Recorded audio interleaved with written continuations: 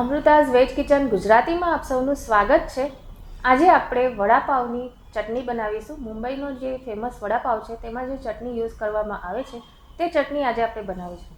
તો ચાલો જોઈએ કેવી રીતે બને છે। અને હા, મારી ચેનલને સબસ્ક્રાઈબ કરવાનું ના ભૂલશો અને બેલ આઇકોનને પણ ક્લિક કરજો, જેથી તમને મારા આવાવાળા વિડીયોઝની જાણકારી મળતી રહેશે।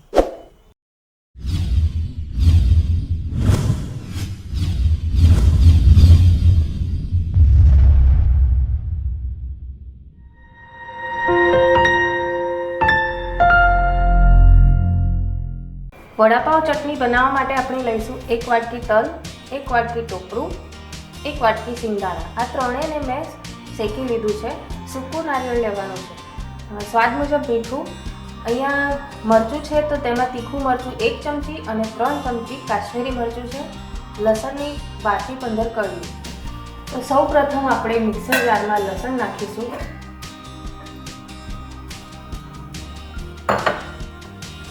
અને મીઠું નાખીશું।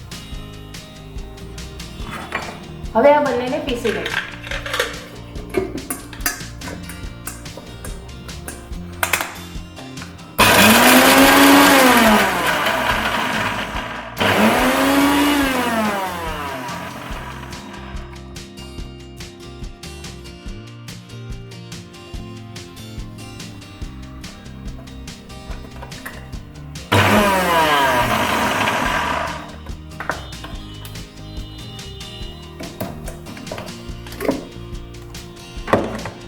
લસણ પીસાઈ ગયું છે।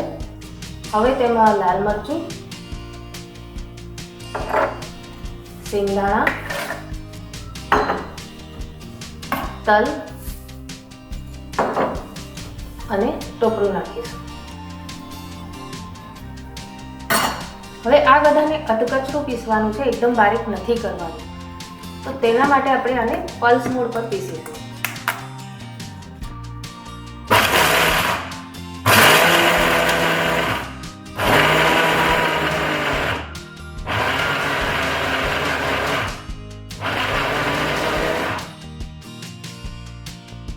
ચટણી બનીને તૈયાર છે, પણ મને આનો કલર થોડો ડાઉન લાગે છે, એટલે હું તેમાં કાશ્મીરી લાલ મરચું થોડું હજુ ઉમેરીશ।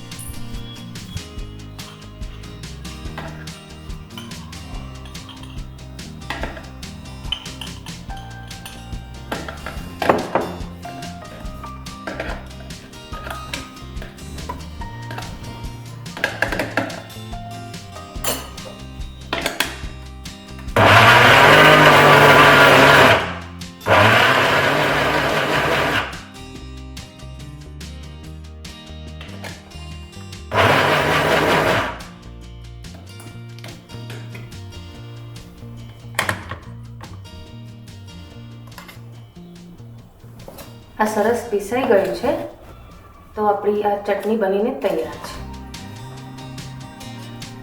ટેસ્ટી ચટપટી વડાપાવની ચટણી બનીને તૈયાર છે। વડાપાવ સાથે ખૂબ જ સરસ લાગે છે। અને આ ચટણી તમે એરટાઇટ કન્ટેનરમાં ભરીને ફ્રીજમાં મૂકો તો મહિના સુધી ખરાબ નથી થતી। આ ચટણી તમે રોટલી અને ભાખરી સાથે પણ ખાઈ શકો। તો તમે પણ બનાવો અને મને જણાવો તમને મારી આ રેસીપી કેવી લાગી। ધન્યવાદ।